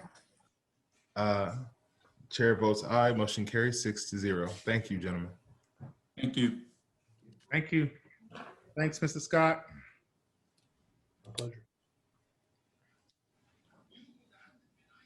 All right, on to discussion items. The board meeting calendar update.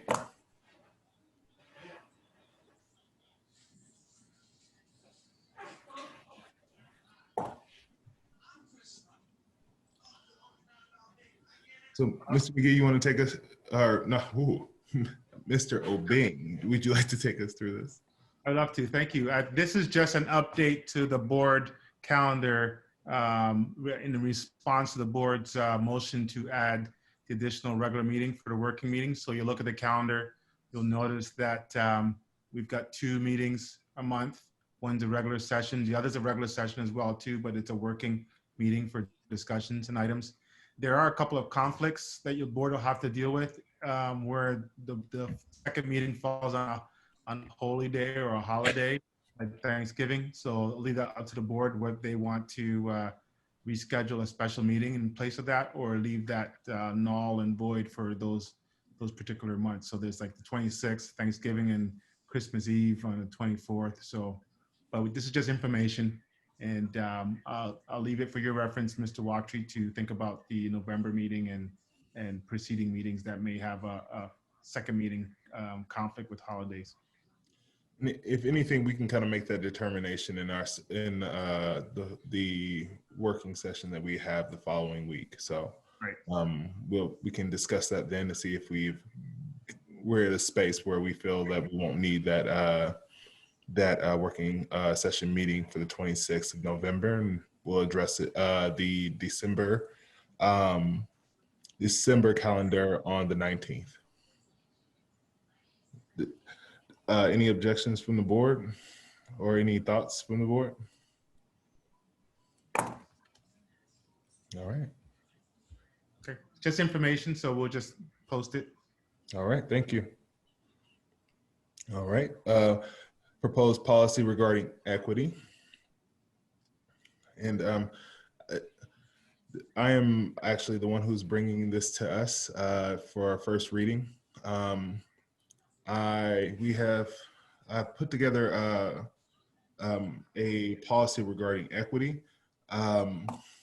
This policy, it differs from our racial equity policy as it covers equity as a whole, for the whole district.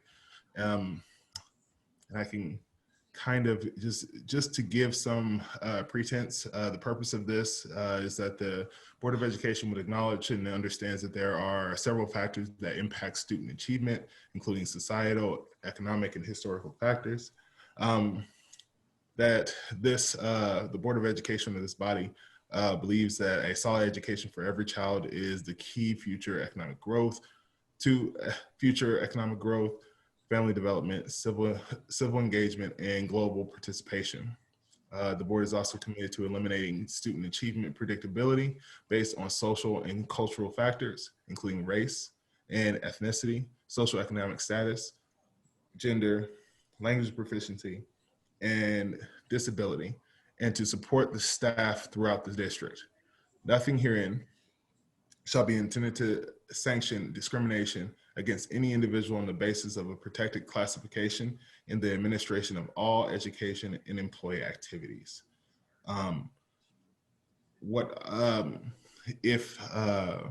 I wanted to ask Carla if you're there. I'm here. Were you able to review this policy? I was. I wanted to also ask your thoughts on that, see if you provide any context as far as what you read. I mean, I thought that the policy seemed appropriate. I didn't have any issue with it. Okay. I don't want to spend too much time reading the whole policy to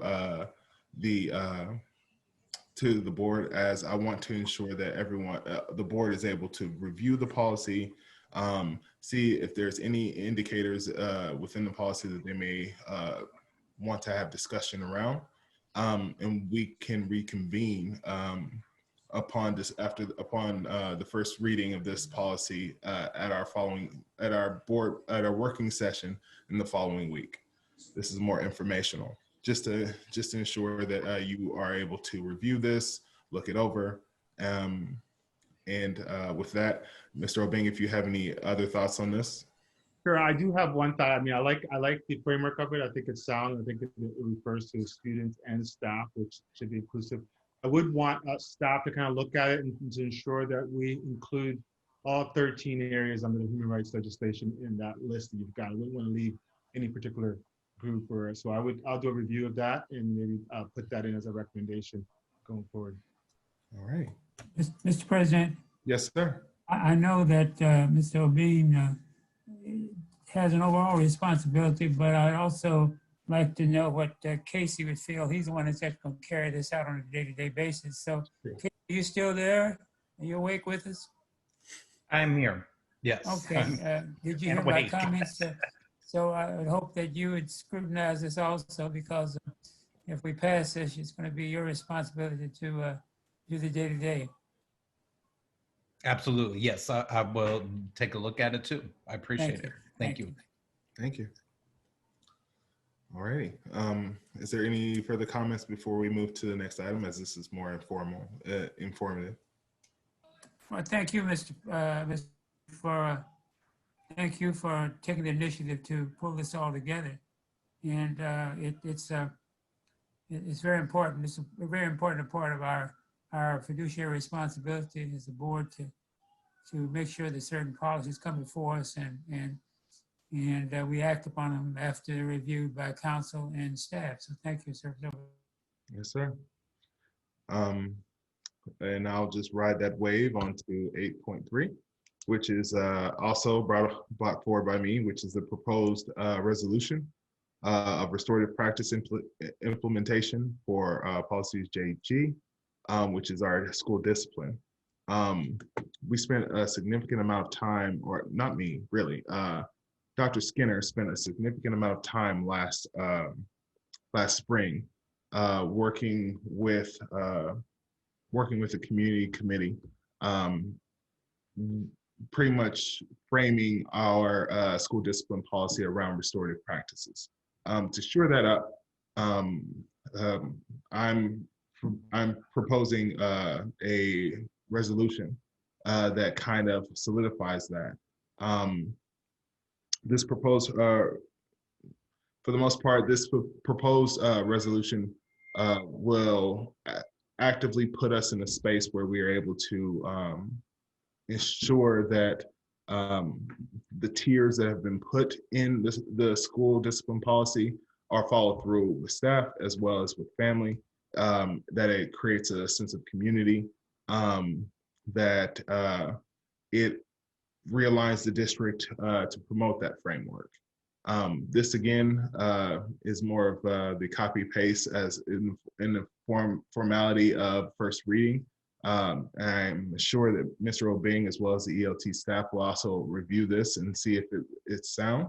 I'm requesting or encouraging my colleagues to do the same, to look for any indicators or any concerns or any topics within this document that may cause you any issue or you think we would have any issue. But as stated before, the primary goal of providing this resolution is to shore up the school discipline policies that we amended last spring. And I leave it open for any comments from staff or from colleagues.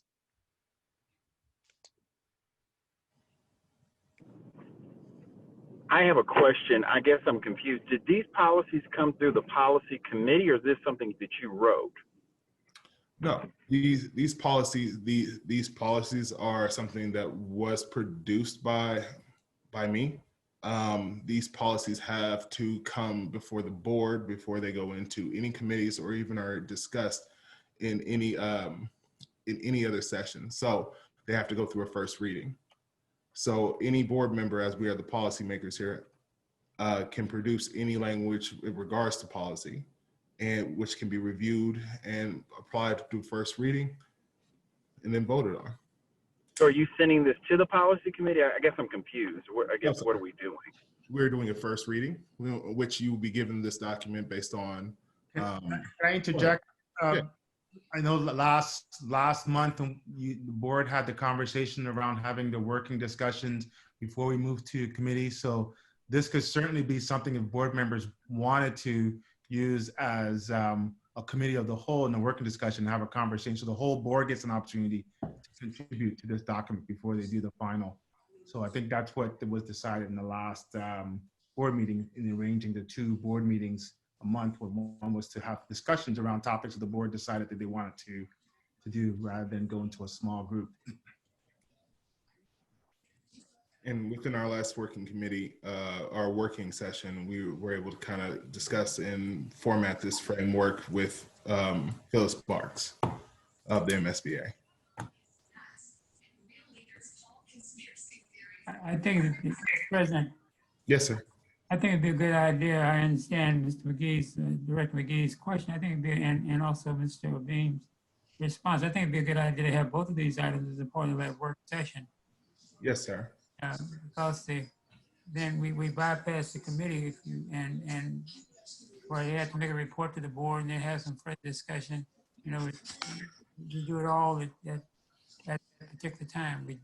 Yeah, I think that was the point I was making. I just thought this would come from the committee with a recommendation to the full board. I guess that's what I was thinking what would happen. So, and the aspect is that we're meeting as a committee as a whole the following week.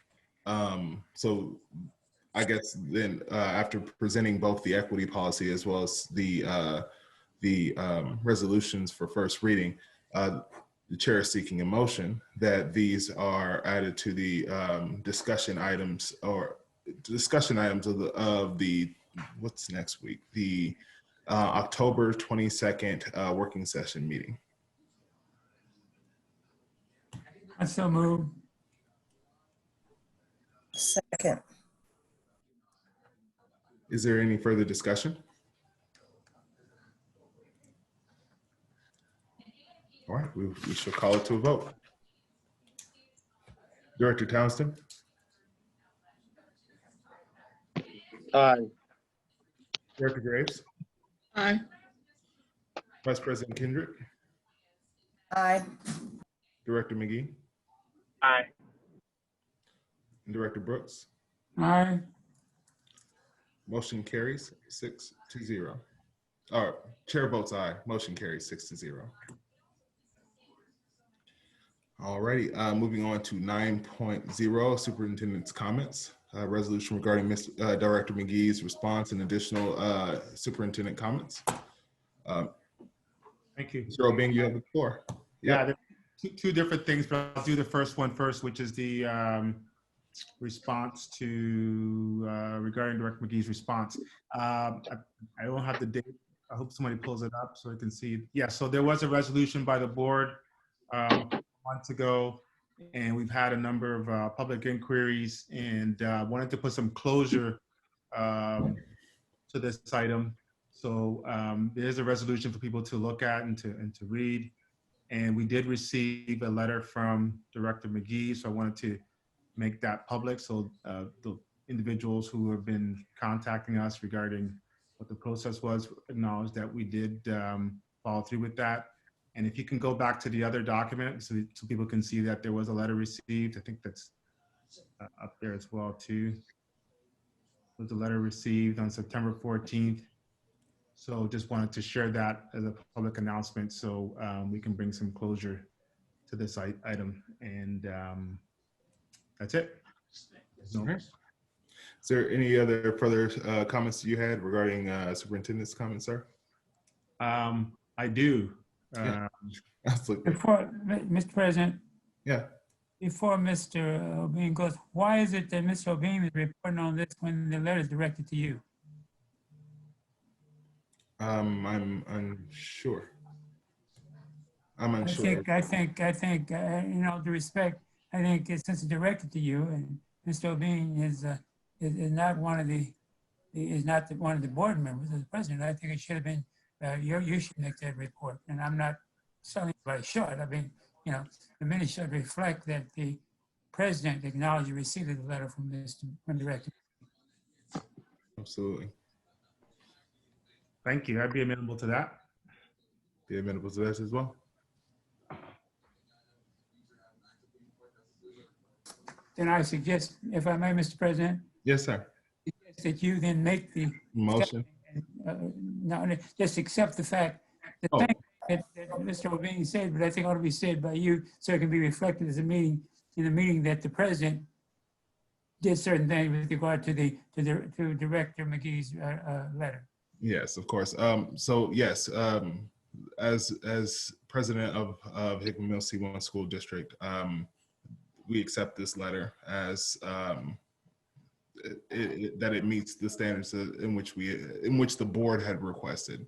I would like to thank Director McGee for providing us with this letter and allowing the district to be able to receive this apology.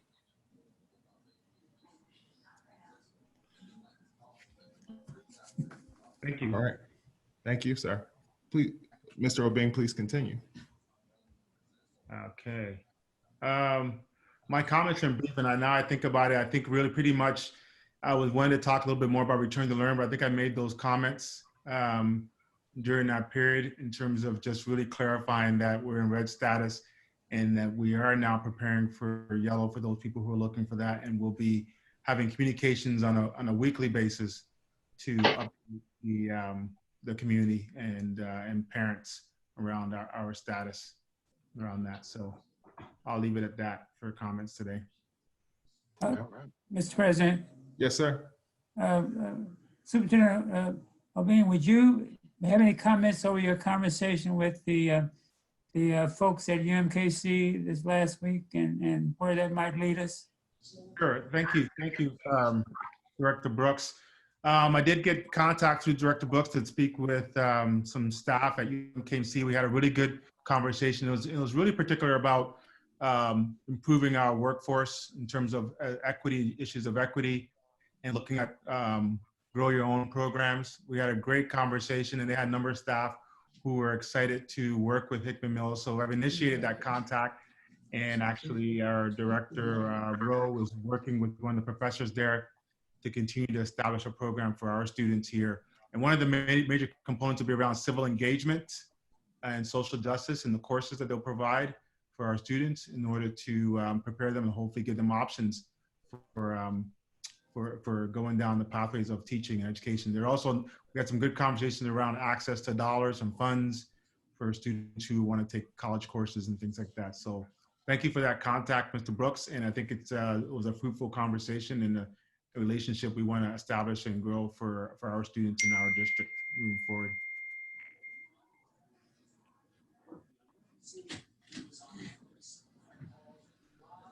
So if we can, For my comment. so if we can move back to the view of the agenda. All right. Future items and future dates. October 22nd is our regular session board meeting at 6 p.m. It's a virtual meeting. This is also considered to be our working session. 10.2 is November 12th, 2020, the regular session board meeting, which is the open session board meeting that we're having tonight, which will be at 6 p.m. On November 12th. So we will now, the chair is now seeking a motion to go into closed session. Mr. President, I hate to do this. Did I miss something? Did we adopt the agenda and get the minutes and all that, or did I? Yes, so do that before I got on? Now, why would you all do that before I got on? You've been on here. It's under consent items. Oh, okay. President Watry, I think you're asking for a recess from correct session and going into closed session, right? We're not closing, we're going to come back, right? Correct. We have to come back in order to close out the open session. I don't expect that everyone will want to stick around while they wait on us, but we would like to go into recess to go into closed session. Motion. So I move that we go in to recess to go into closed session. Is there a second? And please put the statute, indicate the statute references if we need to go into closed session. Yes, thank you. Thank you, Ms. Johnson.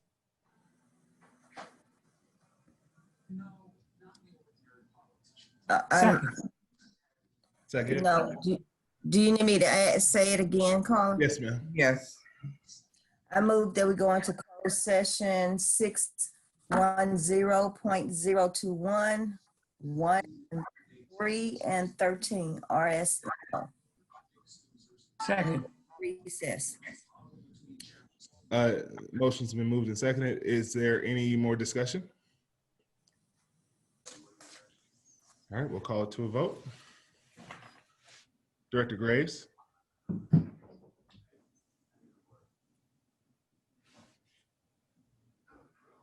Director Graves. Okay. She might be gone already to close session. I think. Oh, okay. She may have left to go ahead and go. Director McGee. Aye. Director Townsend. Aye. Director Brooks. Aye. Vice President Kendrick. Aye. Chair votes aye. Motion carries 5-0. Folks that don't return, have a good night. Get some rest.